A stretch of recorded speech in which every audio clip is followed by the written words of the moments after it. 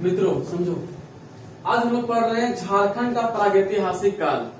मतलब झारखंड का इतिहास हम लोग पढ़ रहे हैं। इतिहास, झारखंड का इतिहास पढ़ रहे हैं।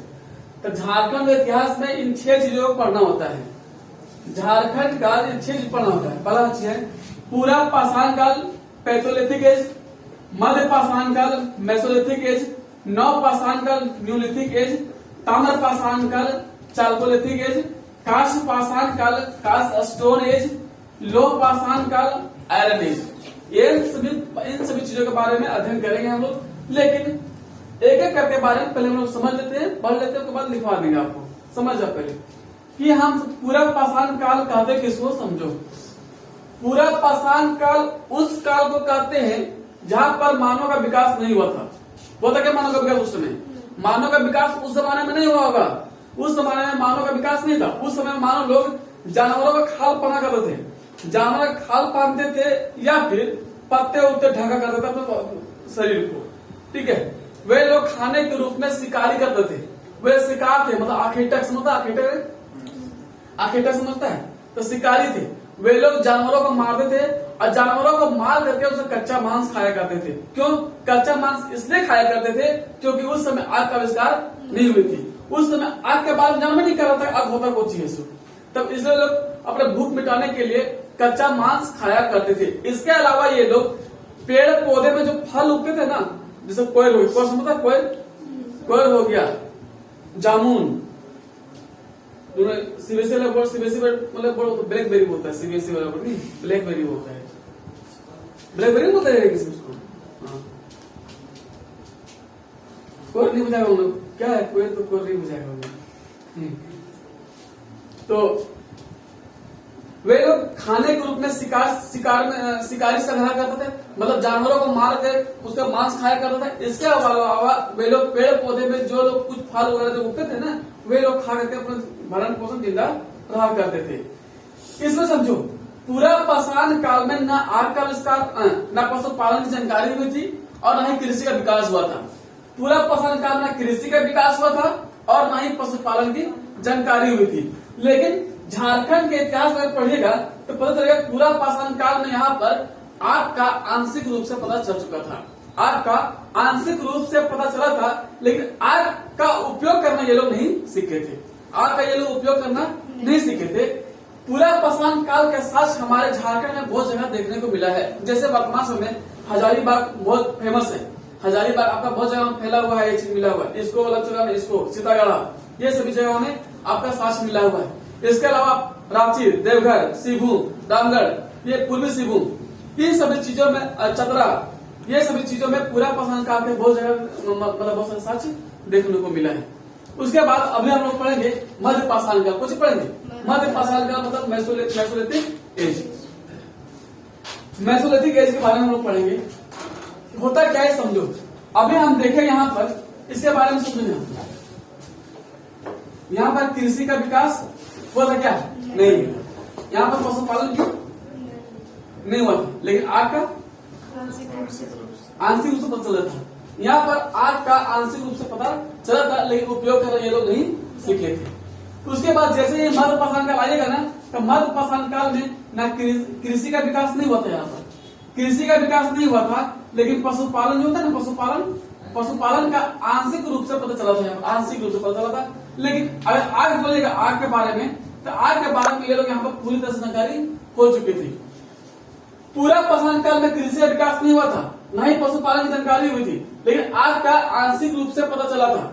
जैसे ही मध्य पाषाण काल में आएगा तो यहाँ पर कृषि का विकास नहीं हुआ है, लेकिन पशुपालन का यहाँ पर आंशिक रूप से पता चला है। यहाँ पर आग पूरी तरह से जान गया था। यहाँ पर आग का उपयोग करना वे लोग पूरी तरह से सीख गया था। जैसे उसके बाद मध्य पाषाण काल में ही, मध्य पाषाण काल में हजारीबाग का नाम सुने हैं? हजारीबाग जिला है। हजारीबाग के जिला में एक जगह का नाम है सीतागढ़ा। नाम सुने? हजारीबाग का जगह नाम है सीतागढ़ा। हजारीबाग के सीतागढ़ा में ही गिरे बलुआ पत्थर पर उकेरे गए बुद्ध की स्तूप मिला है। बुद्ध की स्तूप मिला है। वहीं पर उसी जगह पर ही 4 अष्टदल की आकृति मिली है वर्तमान समय में, जो वर्तमान समय में विनोबा भावे विश्वविद्यालय का क्या बना हुआ है?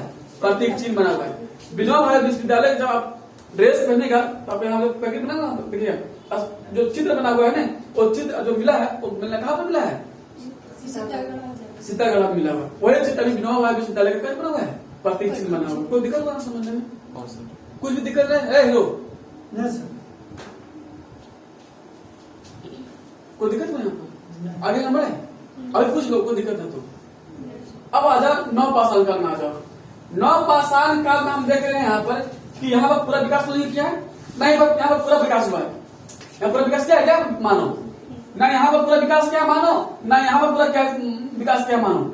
लेकिन जैसे ही नवपाषाण काल में आएगा ना, तो नवपाषाण काल में मानव पूरी तरह से विकास कर चुका होता है। नवपाषाण काल में मानव पूरी तरह से विकास कर चुका होता है। उस जमाने में मानव लोग क्या करते थे, पूरा पाषाण काल में या मध्य पाषाण काल में मानव लोग एक स्थान से दूसरे स्थान घूम घूम करके रहा करता था। मतलब वे लोग स्थानांतरित जीवन व्यतीत कर रहे थे। स्थानांतरित जीवन कहने का मतलब हो गया कि वे एक स्थान से दूसरे स्थान घूम घूम करके अपना जीवन व्यतीत कर रहे थे। कबीले के रूप में रहा करते थे। कुछ लोग यहाँ इकट्ठा हो गए, फिर यहाँ पर गाय गरु जानवर जो है चराया उराया, उसके बाद कुछ दिन यहाँ पर आ गया, यहाँ का चारा खत्म हो गया, चलो बाबू अगले दिन वहां उल्टी चलो। मतलब आज कुछ दिन यहाँ पर आ गया, फिर कुछ दिन वहां रहा, कुछ दिन वहां रहा। इस तरह करके वे लोग एक स्थान से दूसरे स्थान घूम घूम के अपना जीवन व्यतीत कर रहे थे। कब? पूरा पाषाण काल, मध्य पाषाण काल के समय में। उस जमाने में, उस समय ना कृषि का विकास नहीं हुआ था। उस समय में कृषि का विकास नहीं हुआ था। उस समय उस जमाने में कृषि का विकास होता ना ढंग से नहीं हुआ होगा। हम अगर यहाँ पर बोल रहे हैं कि अगर पशुपालन की जानकारी हुई होगी यहाँ पर, तो जाहिर सी बात है कि उतना विकास नहीं हुआ होगा। थोड़ा बड़ा जानता होगा कि हाँ चलो पशुपालन है, उसको हम लोग इकट्ठा करके उसको करे उपयोग। ठीक है, तो जैसे ही नवपाषाण काल में आएगा, तो नवपाषाण काल में आदिमानव लोग एक जगह इकट्ठा होना शुरू हो गया। एक जगह इकट्ठा होकर के वे लोग अपना घर बनाना शुरू कर दिया कि नहीं हम लोग एक ही जगह रहेंगे। एक ही जगह रह करके वे लोग घर का निर्माण करना शुरू कर दिया। निर्माण करने के बाद जब अगल बगल वाला जगह जंगल झाड़ है, जंगल झाड़ को साफ किया। जंगल झाड़ को साफ करने के बाद वे जंगल को साफ करने के बाद उस खाली भूमि को खेती लायक भूमि बनाया। खेती लायक भूमि बनाने के बाद देखा यहाँ अगर कुछ बोते हैं, कुछ बोया वहां पर या फिर कुछ उगा, तो उसको ये आभास हुआ कि इस मिट्टी में कुछ ऐसा कुछ है जिसमें डालते तो उगता है। तो इस प्रकार से वे लोग सोचा कि क्यों ना हम यहाँ पर खेती करना शुरू करें।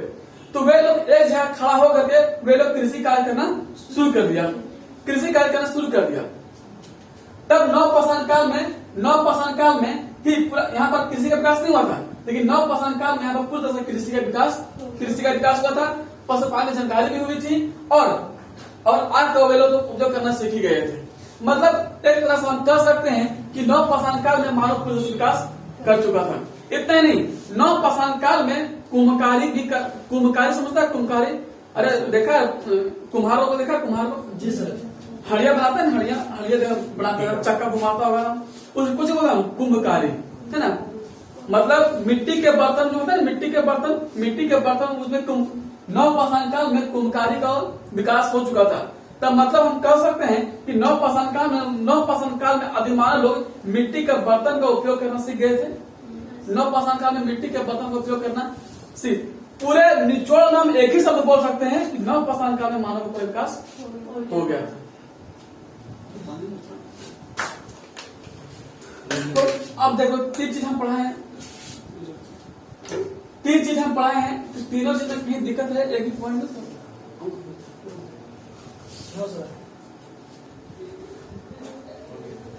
आगे बढ़े नहीं कुछ। अब आ जाओ ताम्रपाषाण काल। ताम्रपाषाण काल को हम लोग चालकोलिथिक एज बोलते हैं। ठीक है, ताम्रपाषाण काल उस काल को हम लोग बोलते हैं। ताम्रपाषाण काल के समय में हजारीबाग जो है, ताम्रपाषाण काल के समय में हजारीबाग जो है वो हड़प्पा वासियों के यहाँ से टीन का निर्यात करता था। यहाँ से टीन भेजा करता था। कहाँ पर? हड़प्पा। टीन वहां पर भेजा करता था। लेकिन मुख्य केंद्र बिंदु कौन था? सिबुम। लेकिन मुख्य केंद्र बिंदु कौन था? सिबुम। लेकिन फिर मुख्य केंद्र बिंदु जो था वो सिबुम था। ताम्रपाषाण काल के इस जमाने में मानव लोग, उस जमाने के मानव लोग तांबे के धातु का प्रयोग करते थे।